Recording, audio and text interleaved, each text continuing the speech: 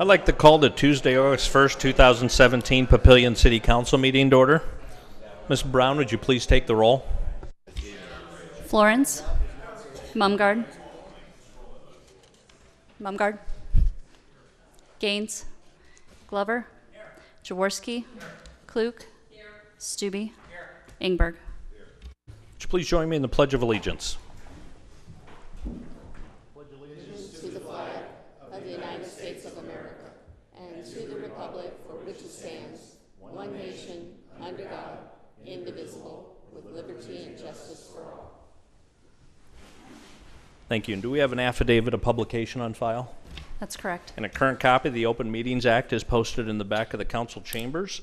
We've got a presentation tonight. Andrew Rainbolt with Sarpy County Economic Development's with us tonight to give us a second quarter update. Welcome. Thank you and good evening. Do I need to do anything to do that? All right. Great.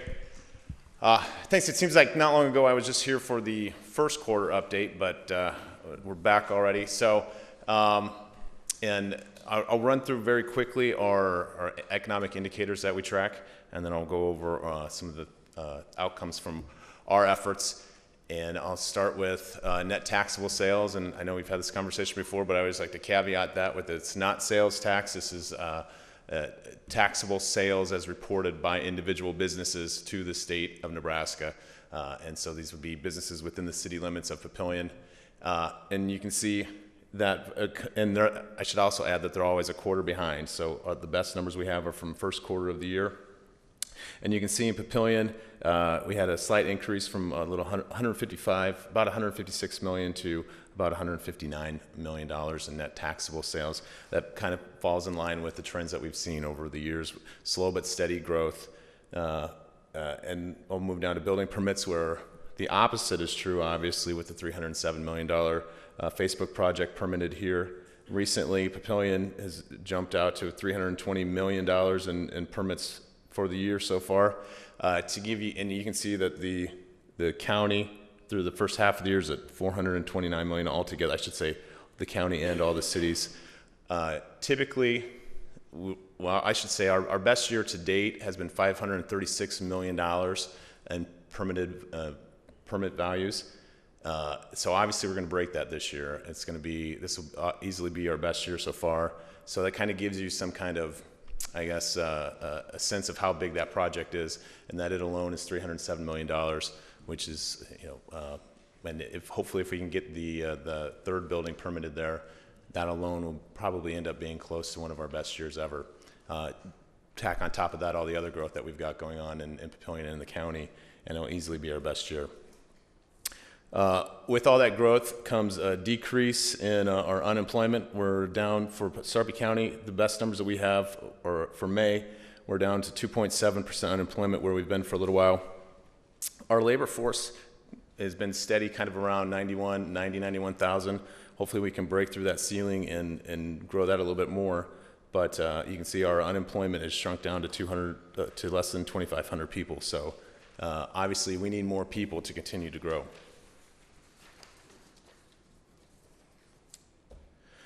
On the housing side, you guys are well aware of this, but Papillion's been having a very good year with housing permits. On the single-family side, you're had 113 just in the second quarter, and so that was the second quarter of last year, but I'm looking at this wrong. Where am I? I'm sorry, on the housing permit side, we're down a little bit. It's the platted lots that were up a little bit. So we've seen kind of a balancing act. One year we've got housing permits that are up, and next year we've got platted lots that are up. So we're having a very good year on the platted lot side. If I'm looking at the right thing. Yes, 586 this year, where last year, I believe, for platted lots, we're at 600. I'm sorry, I'm all over the place here.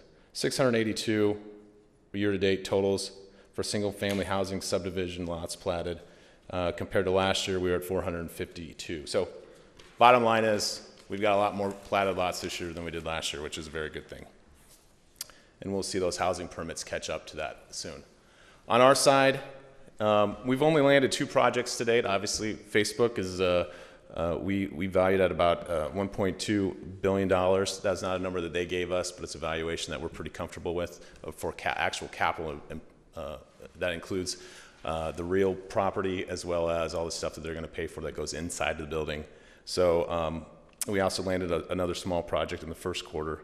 But other than that, we've got a really strong pipeline this year. We've got 27 opportunities that we've opened year to date. 25 of those are new to market. Not all of those, again, are from outside of the metro area. Some of them are maybe from Omaha or other parts of the metro that are looking at moving to Sarpy. But we've had 2 that are currently in Sarpy County that we continue to work with. So compare that with other years. We're typically working on about 30 to 35 projects per year. So through half the year, we're already at 25. 2 years ago, we had 47 projects. I don't know that we'll reach that. Our first quarter was really busy. Second quarter was kind of back to normal, and I think we're seeing some normalization here. So we'll probably end up in the 40s, but indicative of strong interest in the county. We've had 8 project visits year to date. Some of those have been the same project coming back multiple times, which is always a good sign. So that's also a very high number for us as well. The way the projects break out, our wheelhouse is warehouse distribution, office and manufacturing, the primary employers. And so we've got a pretty standard breakout there, a little more office and service that includes kind of regular office type work, as well as we classify data centers under that as well. And then the 2 projects that are existing employers here in Sarpy County have been manufacturing projects. And with that, I'll ask if anybody has any questions. Any questions for Andrew? Appreciate the All right. partnership. Thank you very much. you. Do you want me to turn this off? Yeah. Thanks. Ms. Myers, Administrator's Report, please. Thank you, Mayor. To follow up on what Andrew shared this evening, generally we issue about 300 permits out of the building department. Fence permits, roof permits, building permits of other sorts, electrical. We did over 900 for the month of July. A lot of that was a result, of course, of the storm, but just shows the amount of activity that we have going on. Also, all of you should have received your budget information for the 2017-18 year. Please let me know if you have questions. That ordinance will be introduced tonight, public hearing at the following meeting, and then third and final at the first meeting in September. Still an opportunity to visit with us if you have questions. The annual League conference in Lincoln is scheduled for September 20th through the 22nd. If any council member has an interest in going, please give Ellie a call and she can make a reservation for hotel rooms and get you registered for the conference. Also, if you recall, in 2012, we conducted a citizen survey that asked a sampling of citizens about the quality of the services that citizens receive from us. Mayor Black and I have talked about an opportunity to do that again, so we're looking to generate another citizen survey probably in the next month to 45 days. We'll keep you posted on that as well. And last but not least, I think Dan Hoynes briefed you probably on multiple occasions about the new legislation, LB 253, and the opportunity to create service agreements through a joint public agency relative to sewer services south of the ridgeline. I have worked with the county and the 4 other Sarpy County cities in preparing an agency agreement. That would be the first step in generating that process of events that need to happen in order to get that moving. I will send you some additional information, but look to have that in front of you at the next council meeting for your consideration. So I'll get some information out to you. If you have any questions, please give me a call or we can sit down and visit about that. That's all I have, Mayor. Thank you very much. Do we have a motion to approve the consent agenda? Motion by Councilman Klug. Second by Councilman Stube. Do we have any proponents? Do we have any opponents? Any council discussion? Please vote. 7 yeas, 0 nays. Motion passes. Next is item D1, Ordinance 1780.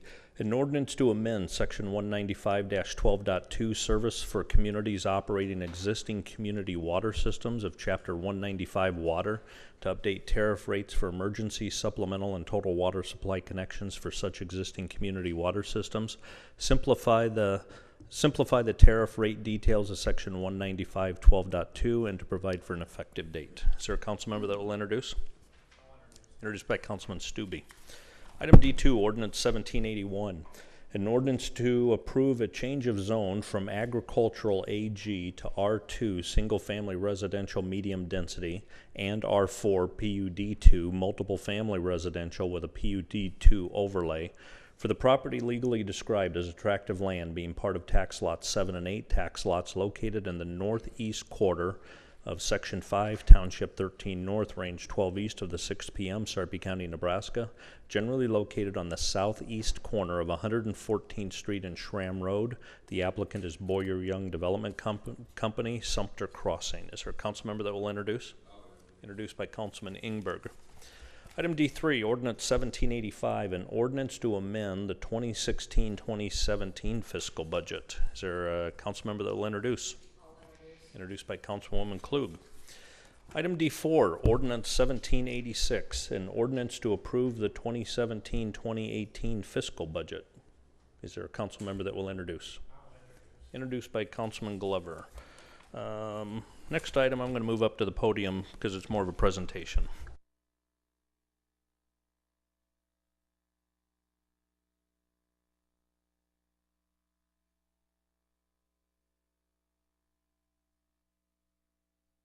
So item F1, Resolution R170139, a resolution to approve the appointment of Amber Coomer as Assistant City Administrator. Is there a motion to approve Resolution R170139? Motion by Councilman Ingberg, second by Councilwoman Klug. Any proponents? She's not even coming up. Any opponents? He's not coming up either. Council discussion, I just want to take a moment to kind of give an overview of the process, partially for the public to understand what we went through to select an administrator. We had about 102 applications for the position, and of those 102, there's probably 30, somewhere in the range of 30 that got a serious look for next level of detail. And then from those, there was a subset that we gave a couple of assessments to. One of them is something called an ethical lens. It's an assessment we've been using with our leadership academy that we've been running the last 3 or 4 years. It was a tool that Ms. Myers, I think, actually found, and it's how you make decisions from an ethical base, what's important to you intuitively when you're making decisions. And it's been a pretty perceptive tool, I think, to people. So we ran that to understand some of their decision making and their basic values. And then we had a personality assessment test that talks about leadership styles and that type of thing. And what we did with that test before we gave it, we actually had Ms. Myers take it, so we could kind of calibrate it to the position, and understood that from Ms. Myers' position, and a little bit to understand what's needed in the position, but it also a little bit to balance her out if she was strong in something, or figure out strengths and weaknesses and make sure we're getting a good team there. And I think we gave that whole series of tests to about 10 people. And then from that, there was a subset that we had to do some written questions, 3 basic written questions specific to Papillion, see some of their writing skills and their logic, but they were things that were very specific to Papillion, so we could see how they cared about the small town and growing organizations and things like that. Then from that, there were 5, I think, maybe 6. I get my numbers wrong, 6. That we called in for a panel interview. And we ran the panel over a 2-day period. And the first day we ran it, we had 4 people from, not Ms. Myers or myself, but we had Rita Ramirez from the city of La Vista, the assistant city administrator, on the panel, so somebody that's doing the job in a neighboring community. We had a gentleman who has been a city administrator for a couple of towns in Nebraska and now works for Olson and Associates, developing that practice for Olson. And then we had a Papillion resident who is also a business owner in Papillion, so just a general citizen's perspective of who do you want leading the community. And then we had a department head who's been around here a long time and really knows the personality of the organization, and that was Lynn Halus, was on the panel. Kevin Sapinski was the business owner. And so we had them come up with a series of questions for the panel interview, and I think they had about 12 canned questions they had, and then they had, each one of those was about 4 hours was the panel interview. And then the second day, We weren't able to get that whole panel together, so Ms. Myers and I ran the panel, but we used the exact same questions that the outside group had come up with. And Amber was in the second day. And there was no questions asked that there was one person that stood out in that entire process. And there was no hesitation when Ms. Myers and I looked at each other and said, what do you think? We both landed on the exact same person, and that was Amber.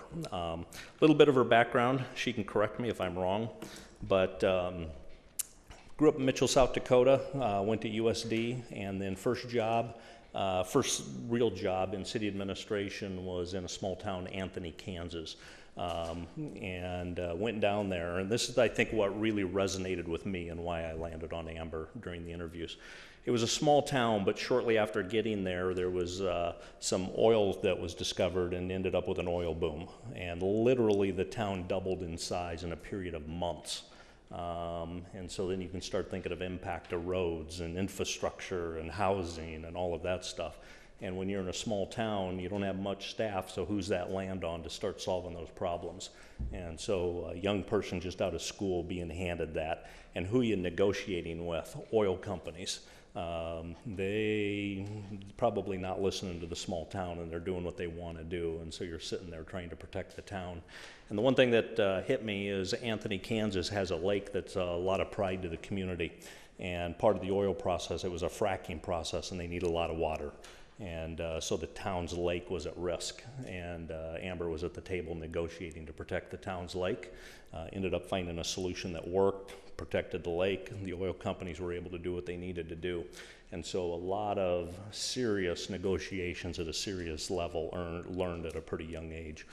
But then with the infrastructure, the heavy equipment and everything growing, the roads are getting killed and dilapidated, and a small town doesn't have any money. And the state of Kansas didn't have a lot of money, but yet the town wants the roads, and couldn't find any funding. So she organized a team that went to the state capitol, went to the governor directly, got the governor and some of the legislature down to Anthony to see the streets. And once they made the personal visit, money unlocked, and they got funding for their infrastructure. So again, somebody who knows how to work at the state level, how to lobby, some great experiences. And then I think the last thing that impressed me was that oil boom did not sustain itself. And so fast forward a few years, and now you got a bust. And so now people are leaving town, and what's the impacts of that? So growth isn't going to stay forever. And so how do you make decisions to make sure that you're sustainable? So while it was at a small town, it was dealing with growth issues, infrastructure issues. And what are we dealing with? Growth and infrastructure. And we're down in Lincoln lobbying. We're trying to get money. We stand up to large companies. In our case, it's cell phone companies, not oil companies. And so a lot of practical experience that I think really resonated to myself, and I think to Ms. Myers as well. With that, maybe have her come up and introduce herself, share anything you want, and then we'll take a vote. Thank you, Mayor. I really don't know that I have much more to add to that. I think you've covered my whole life history, but I grew up in Mitchell, South Dakota, and this is my fiance, Kevin, and he grew up in a small town in Kansas, so Papillion's perfect for us. 4.5 hours for his family and 4 for mine, so if we ever did have grandkids or something, you know, we'd be right in the middle, so the grandparents can come to us. So right now I just have a Yorkie. I say it's a puppy, but he's really a 7-year-old Yorkie, but that's kind of our baby right now. So, but we are really excited to be here, and we are looking forward to what we can do and getting involved. And Kevin's already excited and gonna join some committees and get active in the community. So I'm very grateful, and excited and looking forward to this opportunity. What I'm not excited for is this oath. It's kind of a mouthful. It's long. Ms. Myers, anything to add? I would just add and echo what you said, Mayor Black. We went through what I felt was a very thorough process. Carrie Svensson, Human Resource Manager, helped us through that process, aided us in finding the tools necessary to do the screening, assisted with that, so thank you, Carrie. But again, felt like the process was thorough. I have a candidate up here that we're asking for your approval and appointment that I believe will add substantial value to the city of Papillion. Any council discussion? If not, please vote. 7 yeas, 0 nays. Congratulations. You want to take an oath of office? Yes. Okay. Thank you very much. Would you raise your right hand? I state your name. I, Amber Coomer, Do solemnly swear do solemnly swear that I will support the Constitution of the United States that I will support the Constitution of the United States and the Constitution of the State of Nebraska and the Constitution of the State of Nebraska against all enemies, against all enemies, foreign and domestic, foreign and domestic, that I will bear true faith that I will bear true faith and allegiance to the same, and allegiance to the same, that I take this obligation freely that I take this obligation freely and without mental reservation and without mental reservation or for the purpose of evasion, or for the purpose of evasion, and that I will faithfully and impartially and that I will faithfully and impartially perform the duties of the office perform the duties of the office of Assistant City Administrator of Assistant City Administrator according to law according to law and the best of my ability. and to the best of my ability, And I do further swear and I do further swear that I do not advocate that I do not advocate or am a member of or am I a member of any political party or organization any political party or organization that advocates the overthrow of the government that advocates the overthrow of the government of the United States of the United States or of this state or of this state by force or violence, by force or violence, and that during such time and that during such time as I am in this position, as I am in this position, I will not advocate I will not advocate nor become a member of nor become a member of any political party or organization any political party or organization that advocates the overthrow that advocates the overthrow of the government of the United States of the government of the United States or of this state or of this state by force or violence. by force or violence. So help me God. So help me God. Congratulations. Thank you so much. I need you to sign.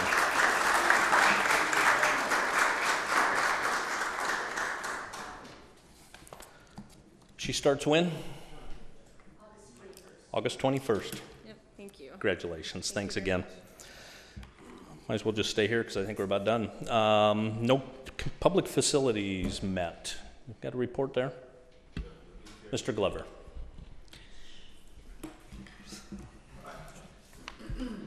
One more time, I got ramrodded into being the chairman of this committee. The last time it met was back in April of 2015, so if it continues to meet every couple of years, I think I can probably handle that. But anyway, we looked at our sign regulations and how they might fit in with the I-80 corridor that we recently annexed.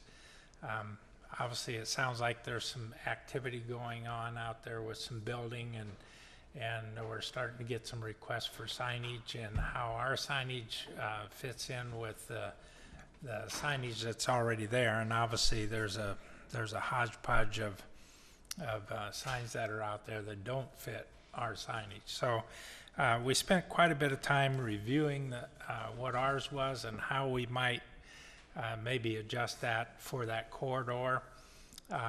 We sent Mark back to do a little homework and get us a little more information. We'll be meeting again here in the near future, and then we will come back to the council with maybe some recommendations as to how that all works.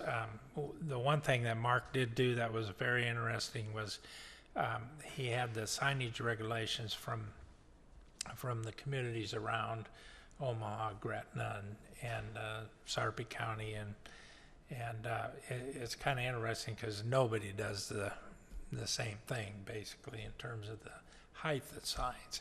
So we have some things to do to kind of review it to see where we might go with our policy, if we're going to make any changes or if we're going to keep it where it's at. But we'll be bringing that back to the council and giving you an idea of what we see as something that we think our city can live with. So, Appreciate it. I don't think any other committees have met. Do we have any comments from the floor? Nobody's sneaking up behind me. Any council comments? Just a couple things from the last couple of weeks. Mr. Sturzman and myself had a orientation for Wayne Wilson as a new planning commissioner and he has been to one meeting now already, and participated right away, so that was nice. Ms. Myers, Mr. Sersman, and I have had a couple of meetings with 2 different developers that are just probing around and asking questions about the old public works facility. I think a couple of them have ideas and maybe are working on some things. The questions that are being asked, I think they're doing some due diligence. Nothing firm that we've been presented, but just, I don't know if it's coincidental, both of them I think happen to be within a day of each other. There should be, we'll be getting a study back from Olson & Associates probably in about a month, and there will be more detail to share with you for some of the next steps related to that site and where we want to go with it. Also attended the Planning Commission meeting to swear in Wayne Wilson as the commissioner. And then Chris and I have spent some time with Amber. She's been up here trying to get her oriented, and she was able to spend some time with staff yesterday and today.